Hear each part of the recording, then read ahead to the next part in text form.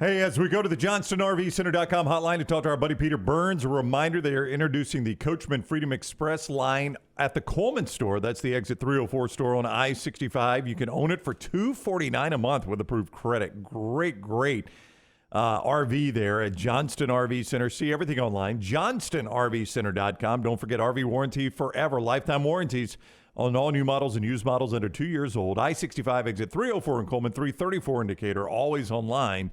JohnstonRVCenter.com. Peter Burns, SEC Network, Sirius XM Radio, and ESPN with us now. What's up, Burnsy? How are you? I need one of those Johnston RVs because the amount of people I've heard that can't get flights from Atlanta to LA, like the amount of people that are actually flying to Las Vegas and then trying to figure out how to get from Vegas and do the 4.5 hour jaunt. Like they should have the whole Johnston RV just have like a whole like slate of them ready to go.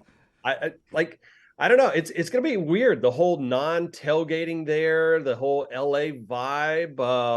I'm wondering how many Bulldog fans are just gonna be like, you know what? We won one last year. We're just gonna chill here and watch it in the nice part of our own home. So, what's the flight situation though? I mean, I thought you could get any flight out. I don't of know Atlanta. if you know this air travel is a pain in the ass. It's a right pain now. right now. But I mean, what are they? Have they dropped flights? What's the deal?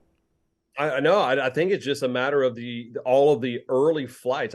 Dan Mullen was talking about this over on Sirius XM yesterday, saying that he had to go for ESPN, and he's trying to find out like what the hell kind of airport he needs to fly out of just to get there, because the amount of dog fans. I mean, I can't imagine American Airlines or anybody came in and said, or Delta saying, hey, let's add a bunch of these things in. And so now people are starting to have to fly into other airports and other destinations and make the road trip out to LA. So I think they'll do it, obviously. I mean, TCU fans have got to be fired up about it. And that's the one thing I keep coming back to, guys, on this game is if it wasn't Georgia and if it wasn't an SEC team, how much I'd be pulling for this TCU team to actually win.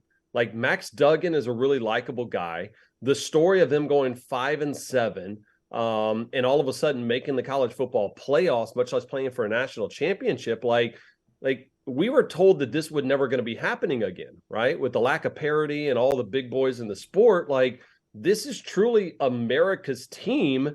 And I'm kind of conflicted as we go into Monday because I'm obviously pulling for Georgia. I want to see another SEC title, but damn, what a storyline it would be if TCU was able to win this thing. I don't know why, Peter, but I was a little surprised. Going into the season, I didn't see Georgia completely running the table and being back in this situation just because of the attrition. I mean, 15 guys to the NFL. I don't think people are giving Kirby Smart enough credit. Yeah, and I think one of the things too, Lance, about what Kirby's done a really good job in the media, I think, in my mind, of reminding people that this was a completely different team. Just like you talked about, like this is not just the continuation of last year. In fact, it's vastly, drastically different than last year's team, and to kind of handle it as such. And to appreciate that a lot of these guys haven't been in these positions, right? Stetson has, right? A couple of these players had been there, but this is, playmakers. This is brand new for a lot of these guys, and they should be celebrated that way. So, yeah, I mean, again, I look at this and I'm thinking, man, Kirby wins this one. That'll give him 2 titles by the age of 47. And in today's world, you have the early signing period, which Georgia continues to clean up on. You've got the transfer portal, which they haven't had to dive into a bunch, but this year they just did with Dominic Lovick and Robert Tavis, right? 2 great wide receivers. And now a second signing day. Like, how is Kirby ever going to miss here? Like, how is he ever going to have a season in which he goes, well, okay, we're back to 8-4. Like, I don't see that anytime soon in Athens. I'm interested on Brock Bowers.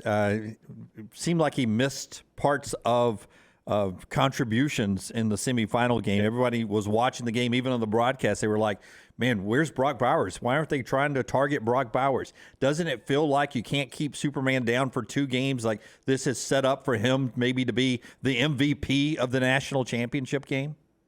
Yeah, especially with Darnell Washington, if he's not 100%, remember they say he's going to be a true game time decision. I know from talking to some people across the over there, they're hoping Darnell can play, but they're not necessarily 100%. It literally is, hey, are you healthy enough to go and work out or warm ups that day? But the Brock Bowers thing, from what I was told, I think he was a little bit, along with some of the other players, under the weather coming in that week. Remember, there's been a ton of people across the country been sick around the holidays, and that might have played a little bit of a role of him not even having that opportunity to play at 100%. I can't imagine that offense doesn't go through Brock Bowers to a certain extent. It kind of feels like, if for no other reason, that kind of gets the engine going. But I think whether it was him not being 100%, I also think there was a very big a want behind Todd Monken to go after the wide receivers early and get them involved in that game. To a certain extent, just so Ohio State could back off of Washington, back off of McIntosh, back off of Edwards a little bit more. Now, it didn't necessarily work until the fourth quarter when they really were backs up against the wall. But again, there's not really any type of matchup in this game, guys, other than the underdog role, that I look at TCU and saying, okay, yeah, this is where I'm worried about Georgia in this game. Peter Burns is with us. You see him on the SEC Network and ESPN. Hear him on Sirius XM Radio at Peter Burns ESPN on Twitter is where you follow him. He's on the JohnstonRVCenter.com hotline. Everybody that consumes this show knows we never miss a chance to talk basketball during football season.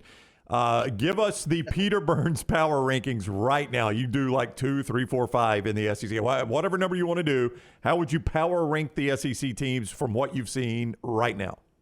Yeah, there's two I think that stand out. I think it's Tennessee, just because of, between Vescovi and Olivia Kamwa right now is playing a whole lot better basketball. And now that he's 100% healthy, and Rick Barnes always has this kind of like, hey, this team mentality.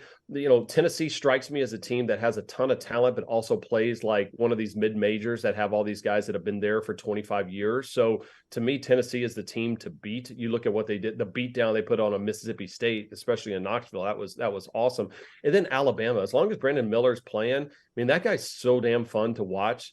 Like he's, everybody was talking about, Jabari last year at Auburn and how good he was. Like, to me, Brandon Miller's the guy that you look at going, this is a quintessential NBA star that we're getting to see at least for 1 year. And so now that him and Sears have been a great 1-2 punch, that's fantastic. I would have put Arkansas in that list, guys, but the problem is Nick Smith. I don't think he's going to come back. Like I'd be surprised. It seems like he's not, they've been worried about his knee. Had he got there, and Eric Musselman told me on air a couple of days ago, going, we put our whole offense around Nick Smith and what he was going to bring to this team, and we don't have him any longer. So I think they can retool with some success, but I don't think they could be upper echelon like Tennessee and like Arkansas can't be it right now. A team we'll see in the league in a couple of years just fires their head coach and Chris Beard. And, Peter, if you would have told me a couple of months ago, I would be completely shocked. I thought Chris Beard was going to have a top 10 program for the next decade. I think he's that good of a head coach. With that said, Chris Del Conte's got the job of going out and trying to replace him now. And we talked about Nate Oates, Bruce Pearl. These are guys that have been mentioned. Eric Musselman. How many of those guys would take the Texas job, do you think? It's interesting because, you got to realize, are you going up to that place because it's not working, right? Like Bruce has been at Auburn. He's had a whole lot of success. He's got that place ripping. Okay. it's worked at Auburn, even though I don't think the team is as good as it has been in the past. Same thing, like the Brandon Millers of the world are going to Alabama.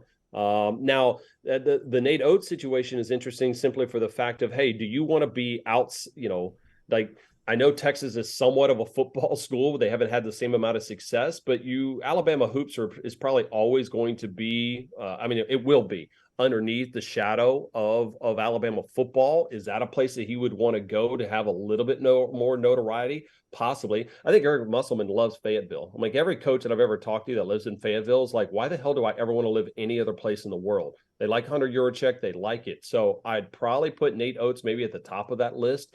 It goes to show you how crazy things change, right? Chris Beard was going to be that guy. I thought he was going to have a lot of success. He's gone. And then you start thinking about college sports in general. Like, think about this bigger picture. 5 years ago, okay, this is coming off the heels of Hugh Freeze and what happened at Ole Miss when he was let go. If 5 years down the road, I would have told you Hugh Freeze is at Auburn, DJ Durkin after the situation at Maryland is in the SEC, and now Bobby Petrino is back in the SEC. Like, that's like, can't even write a book. Like, that's stranger than absolute fiction, yet here we are in 2022, 23, and all of these things are coming to fruition. I'd love to know what you think of that relationship of Jimbo and Petrino there. I mean, that does seem like two veteran coaches who call plays their own way, and now one of them or both of them have to give a little bit. Do you think that's a recipe for disaster or success? All I know is a recipe for great content, boys. I mean, I'm like, to me, I saw this and I was like, thank you. Like, my biggest question, and I don't know, I'm glad you used the word relationship. I don't know the relationship between those two. I haven't really heard any kind of things. They're like, oh, they've worked together this, or they have this great rapport that they talk in the off season. My biggest question about the Petrino A&M deal is that, remember, we saw this report like about a month ago, didn't we? That, it was first out there, and I remember tweeting going, this league, right? Like, how crazy would it be for Petrino to come back? And then it cooled down.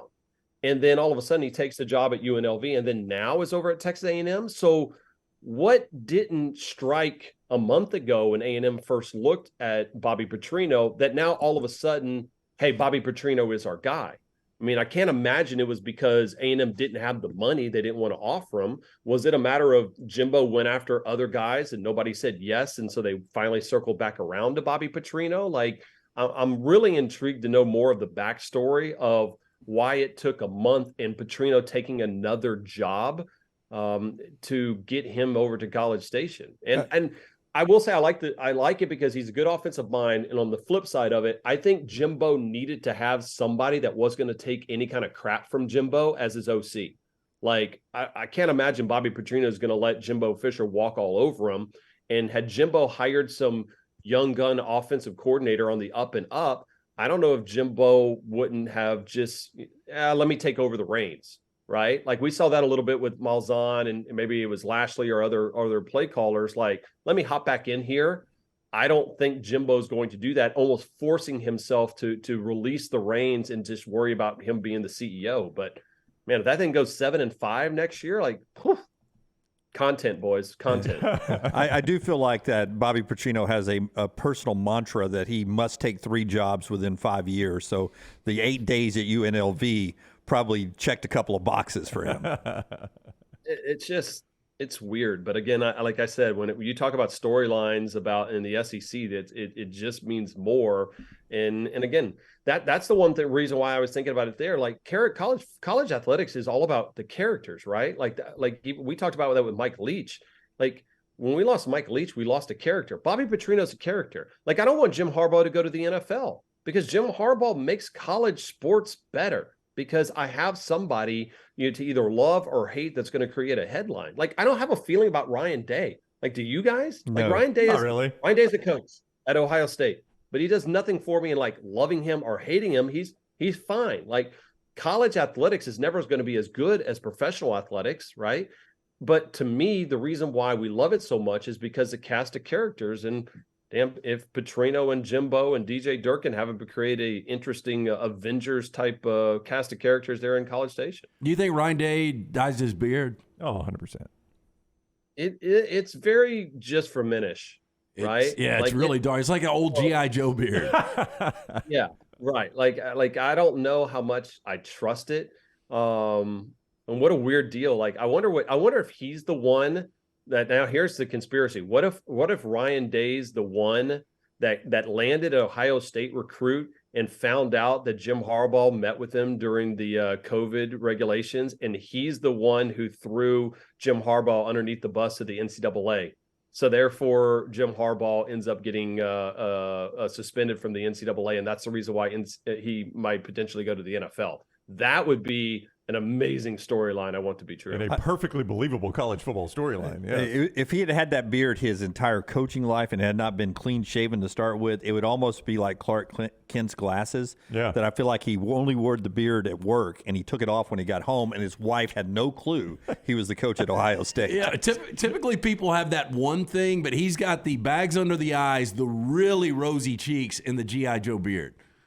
It looks like sometimes it looks like like what an AI, like if you put it into a computer program, what an AI person would see, like who's a villain college football coach, and you're like, That's right. Here it is, Ryan Day. Yep. He looks like when they bring out the college football EA Sports again, he looks like a generic coach you would create on the college football to coach your program. Yeah. Do you want a beard? Yes or no? Yeah, Yes. I want a beard. Yeah, Well, rosy that's a cheeks? beard. Yes. How would I ever have that beard? Yeah. Like, One thing the chat room loves doing is dissecting the backdrops of our video guest. And Tommy says Pete is definitely a Stream Song fan. It was over his left shoulder. Now he's moved. we got the house divided there. We got all the other ones. This is you guys knew this. Yeah, we've seen the Mike Tyson. I like that one. But Mike Tyson. yeah, they were commenting on, I think you had Stream Song Black and Red up there, right? Am I right about that? Yeah, Stream Song Black and Red. And actually, this is the real interesting piece right here. The Chick-fil-A Peach Bowl Challenge in 2016. We see Ole Miss coach Hugh Freeze.